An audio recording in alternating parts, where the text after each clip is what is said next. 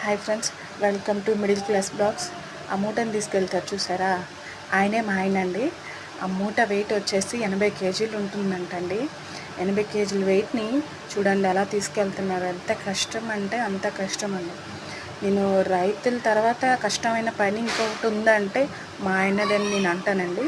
చూసారా 80 కేజీల వెయిట్ని ఎలా తీసుకెళ్తున్నారంటే ఆ సైట్ వచ్చేసి 6 ఫ్లోర్స్ అంటండి. 6 ఫ్లోర్స్లో ఫ్లోర్కి ఒకరు ఉంటారంటండి. ఫ్లోర్కి ఒకరు ఉంటే మినిమమ్ ఒక ఫ్లోర్కి 25 స్టెప్స్ ఉంటాయంటండి. 25 స్టెప్స్ ఈ 80 కేజీల మూటని ఎలా తీసుకెళ్తున్నారో చూడండి.